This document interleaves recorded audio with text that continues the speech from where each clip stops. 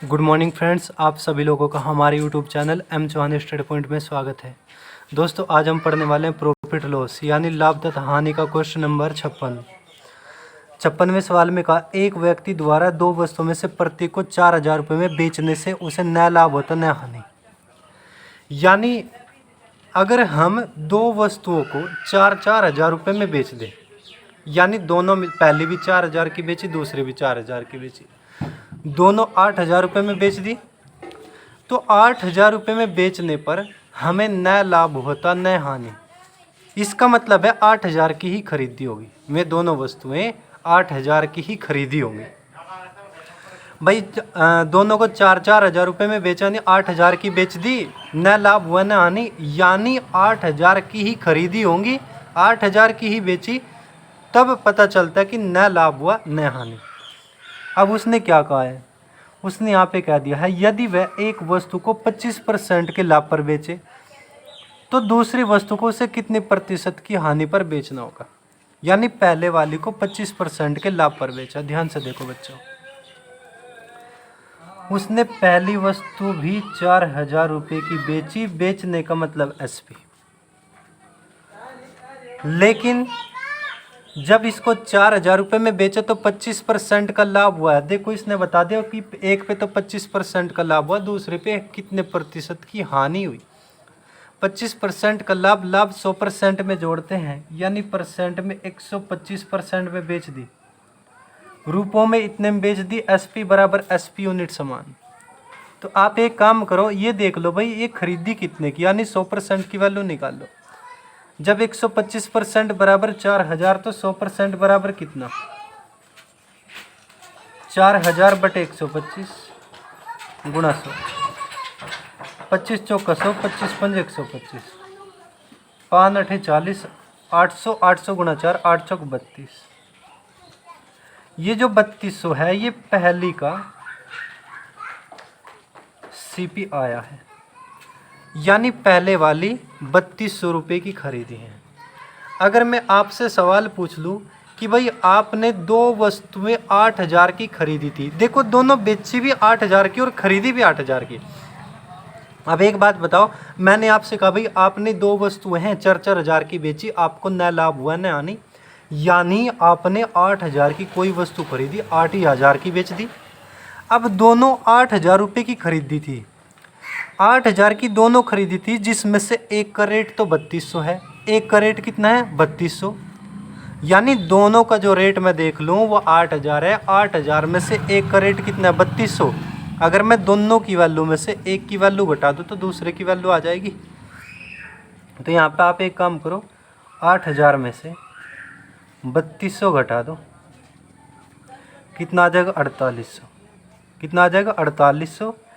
ये दूसरी वस्तु का सीपी आया है। यानी हमने दो वस्तुएं 8,000 की जरूर खरीदी थी, लेकिन उसमें से एक का रेट मैंने पता चला, एक तो 3200 रुपये की थी, यानी मैंने 8,000 में से 3200 रुपये घटा दे तो कितना 4,800, यानी जो दूसरी वस्तु है ये हमने 4,800 रुपये की खरीदी थी।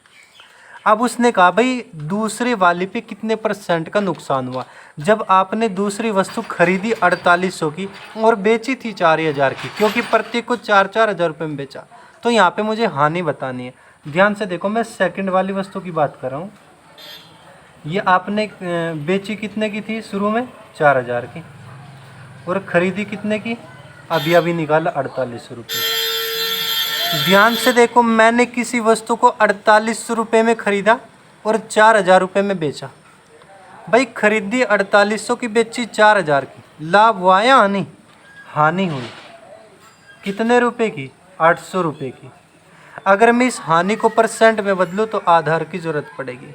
आधार हमेशा क्रम मूल्य बनेगा, क्रम मूल्य कितना 4,800, % में बदलने के लिए 100 से गुणा, 2 0 से 2 0, 8 एकम 8, 8 से कटा 100 बार, 8 छंग 48, 100 बटे 6, फिर 2 से काट दो, कितना आ जाएगा 50 बटे 3, 50 बटे 3 का मतलब 16 से ही 2 बटे 3%, इतने प्रतिशत की हानि आएगी।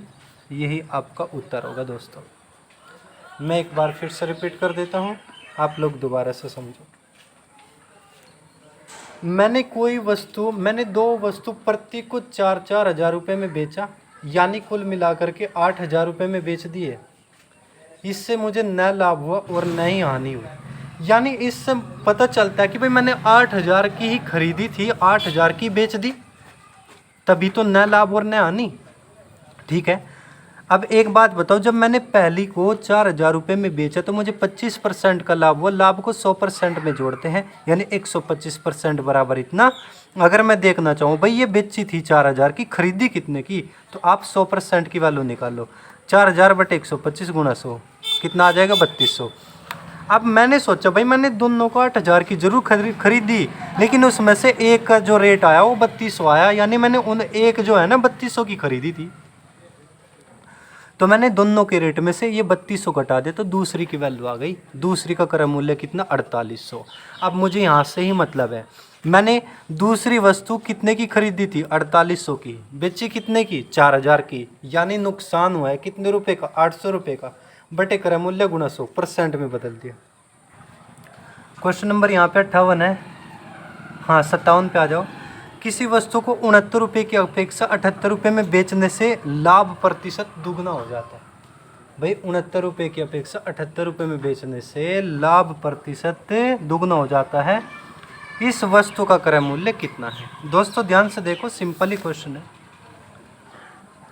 भाई देखो यहाँ पे हमने कोई वस्तु खरीदी होगी कुछ रुपयों में, पता नहीं, अब 69 रुपये की बेच दी, लेकिन उसने कहा भाई 69 की अपेक्षा अगर मैं इसको 78 रुपये में बेच दूं तो लाभ डबल हो जाता है, लाभ प्रतिशत दुगना हो जाता है।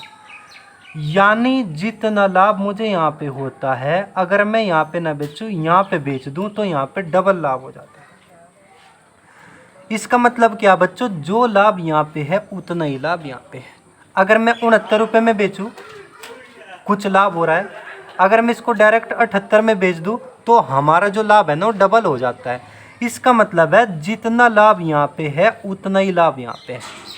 ठीक है, तो आप एक बात बताओ, 78 में से आप 69 घटाओ कितना बचा, बोला बच्चों, 9 रुपये। अब एक बात बताएंगे आप लोग, यानी अगर मैं यहाँ पे देखूँ अंतर 9 का है तो यहाँ पे भी अंतर कितने का होगा, 9 का होगा। ठीक है, अब ध्यान से सुनो बच्चों। यानी मैंने कोई वस्तु खरीदी थी कितने, कुछ रुपयों में, अगर मैं इसको 69 रुपये में बेच दूं तो 9 रुपये का लाभ है। कितने रुपये का लाभ, 9 रुपये का लाभ। अगर मैं इसको डायरेक्ट 78 रुपये में बेच दूं तो जो लाभ है ना वो डबल हो जाता है, यानी यहाँ पे भी 9 रुपये का, यहाँ पे भी 9 रुपये का, 9 और 9 कितना, 18 रुपये का हो जाता है। बात समझ रहे आप लोग। भाई अगर मैं इसको 69 में बेच दूँ 9 रुपये का लाभ, अगर मैं इसको डायरेक्ट 78 में बेच दूँ तो 18 रुपये का लाभ, बेटर नहीं बेटर है। इसका मतलब जो लाभ यहाँ पे है वही लाभ यहाँ पे। ठीक है, यानी जब मैं किसी वस्तु को 69 रुपये में बेच रहा हूँ तो मुझे 9 रुपये का लाभ हो रहा है। अगर मैं यहाँ से 9 रुपये घटा देता हूँ तो मैं क्रय मूल्य पे पहुँच जाऊँगा, कितने रुपये आ जाएंगे, 60 रुपये। यही आपका आंसर है। यानी जब मैंने किसी वस्तु को 69 रुपये में बेचा, 9 रुपये का लाभ हुआ, भाई लाभ हटा दो तो क्रय मूल्य ही तो बचेगा, 60 रुपये आपका आंसर हो जाएगा। Question number 58। एक व्यक्ति ने 2 घोड़ों में से प्रत्येक को 11,336 रुपये में बेचा। इसमें से उसे एक पर 10% का लाभ तथा दूसरी पर 10% की हानि हुई। पूरे सौदे में उसे मिला न लाभ न हानि, 1% का लाभ, 1% की हानि, 1.1% की हानि। अब ध्यान से देखो, 10% का लाभ, 10% की हानि, यानी उतने का ही लाभ उतने की ही हानि। जब ऐसी कंडीशन होती है बच्चों तो आपको एक काम करना, जीरो को भूल जाओ, यानी एक ही कम 1% की हानि आएगा। अगर 20% का लाभ, 20% की हानि होता तो आप जीरो भूल जाओ, 2 दूनी 4, 4% की हानि हो जाता।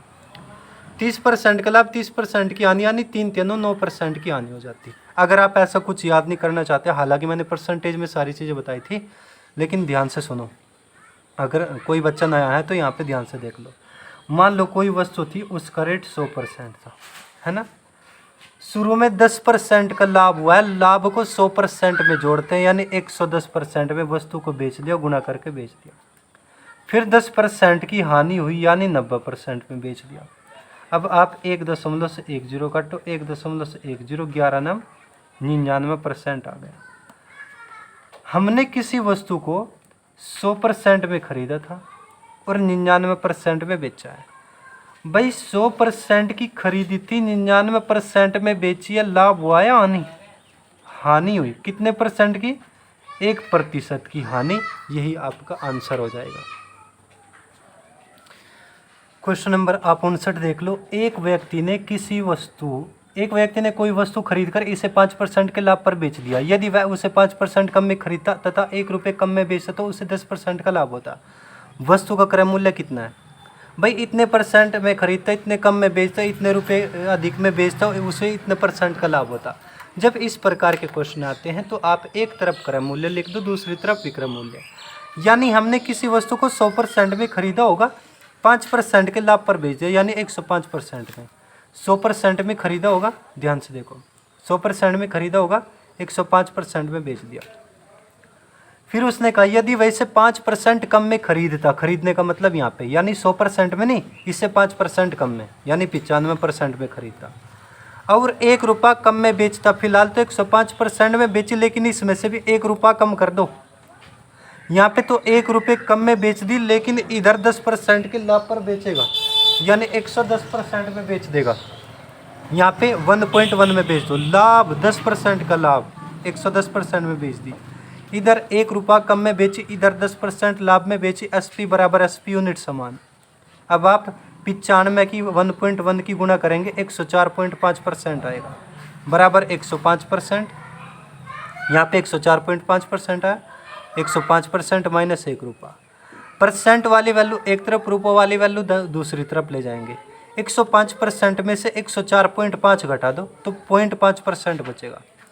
0.5% बराबर 1 रुपया। उसने कह दिया कि भाई क्रय मूल्य बताओ, यानी 100% की वैल्यू निकालने। तो 100% बराबर 1, जो यहाँ पे था यहाँ पे लिख दो, और जो सामने था ये बटे में आ जाएगा, 0.5 बटे में आएगा, गुणा 100। 1 दशमलव काटो ऊपर 10, 5 से काट दो 2 बार, और 100 दूनी 200, 200 रुपये आपका आंसर हो जाएगा। Question number 60। एक गवाला 13.5 रुपये प्रति लीटर की दर से दूध खरीदकर इसमें पानी मिलाता है। इस मिश्रण को क्रय मूल्य पर बेचने से उसे 20% लाभ होता है। 1 लीटर दूध में वह कितना पानी मिलाता है? भाई ध्यान से देखो, 1 लीटर में का मतलब यानी यहाँ पे 1000 ml की बात हो रही है। 1000 ml की बात जरूर हो रही, लेकिन वो जब उसमें पानी मिलाता है और उसको बेचता है, 20% का लाभ होता है।